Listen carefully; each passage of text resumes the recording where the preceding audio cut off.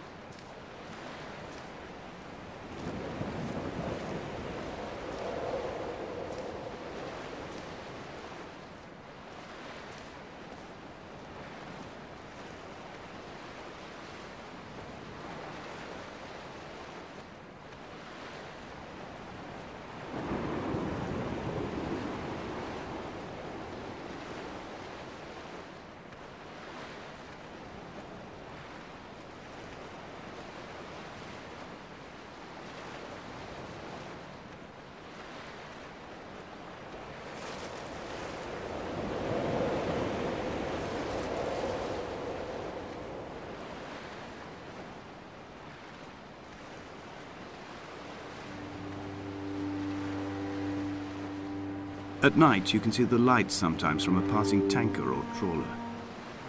From up on the cliffs, they are mundane. But down here, they fugue into ambiguity. For instance, I cannot readily tell if they belong above or below the waves. The distinction now seems banal.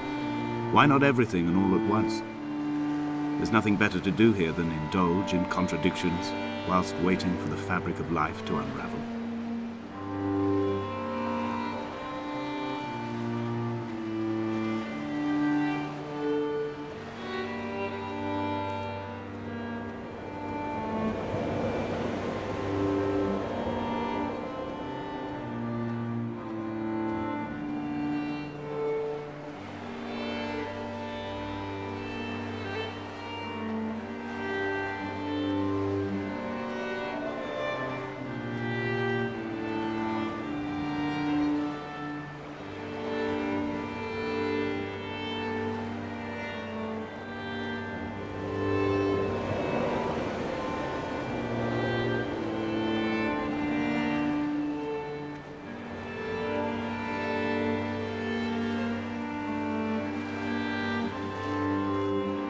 Dear Esther, I found myself to be as featureless as this ocean, as shallow and unoccupied as this bay, a listless wreck without identification.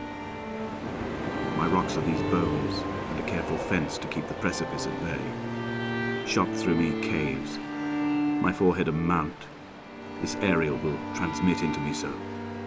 All overexposed, the nervous system, where Donnelly's boots and yours and mine still trample. I will carry a torch for you. I will leave it at the foot of my headstone. You will need it for the tunnels that carry me under.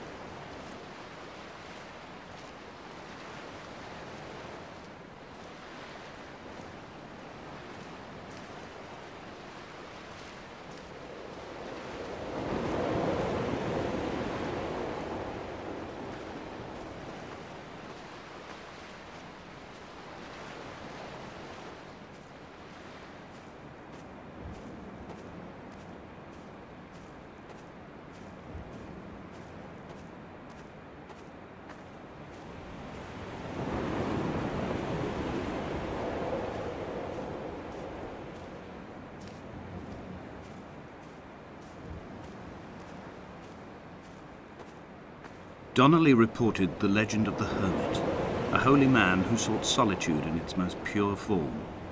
Allegedly, he rode here from the mainland in a boat without a bottom, so all the creatures of the sea could rise at night to converse with him. How disappointed he must have been with their chatter. Perhaps now, when all that haunts the ocean is the rubbish dumped from the tankers, he'd find more peace. They say he threw his arms wide in a valley on the south side, and the cliff opened up to provide him shelter. They say he died of fever 116 years later. The shepherds left gifts for him at the mouth of the cave, but Donnelly records they never claimed to have seen him.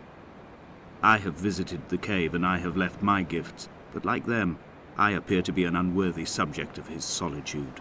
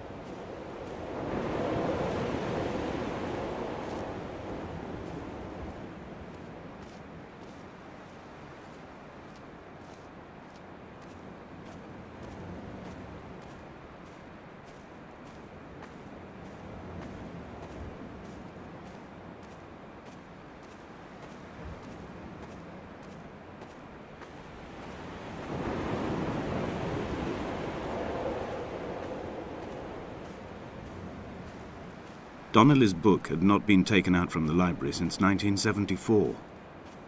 I decided it would never be missed as I slipped it under my coat and avoided the librarian's gaze on the way out. If the subject matter is obscure, the writer's literary style is even more so. It is not the text of a stable or trustworthy reporter. Perhaps it is fitting that my only companion in these last days should be a stolen book written by a dying man.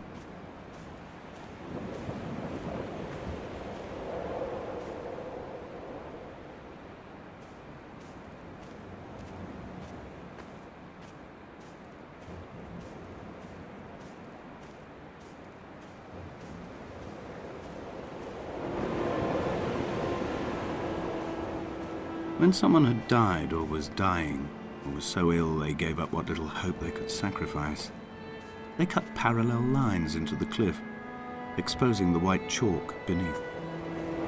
You could see them from the mainland or the fishing boat, and know to send aid or impose a cordon of protection, and wait a generation until whatever pestilence stalked the cliff paths died along with its hosts. My lines are just for this: to keep any would-be rescuers at bay. The infection is not simply of the flesh.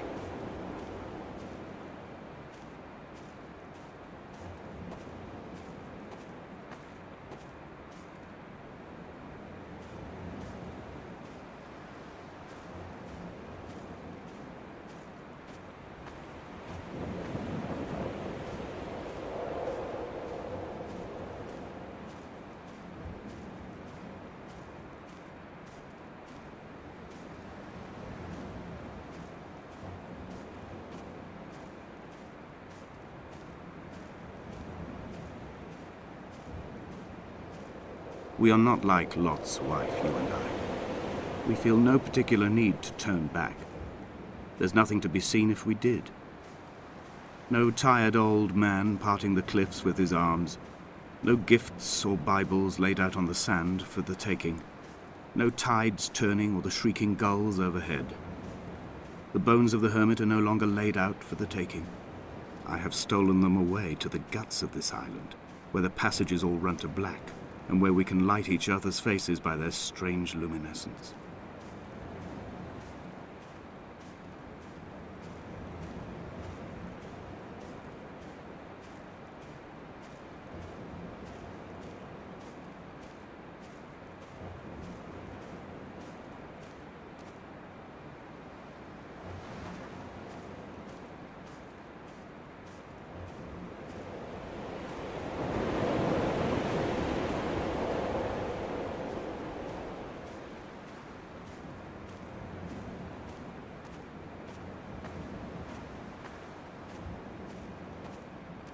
Dear Esther, I met Paul.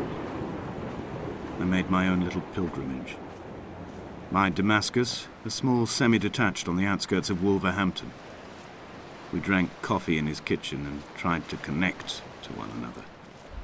Although he knew I hadn't come in search of an apology, reason or retribution, he still spiraled in panic, thrown high and lucid by his own dented bonnet. Responsibility had made him old. Like us, he'd already passed beyond any conceivable boundary of life. I find myself increasingly unable to find that point where the hermit ends and Paul and I begin. We are woven into a sodden blanket, stuffed into the bottom of a boat to stop the leak and hold back the ocean. My neck aches from staring up at the aerial. It mirrors the dull throb in my gut where I am sure I've begun to form another stone. In my dreams, it forms into a perfect representation of Lot's wife, head over her shoulder, staring along the motorway at the approaching traffic in a vacuum of fatalistic calm.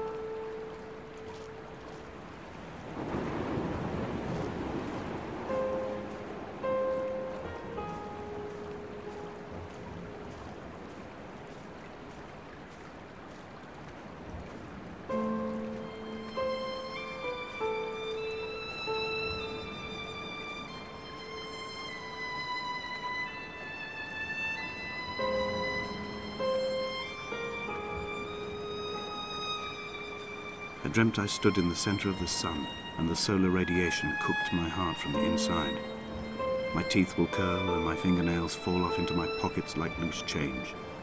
If I could stomach, I'd eat, but all I seem capable of is salt water. Were the livestock still here, I could turn feral and gorge. I'm as emaciated as a body on a slab, opened up for a premature source of death. I've rowed to this island in a heart without a bottom, all the bacteria of my gut rising up to sing to me.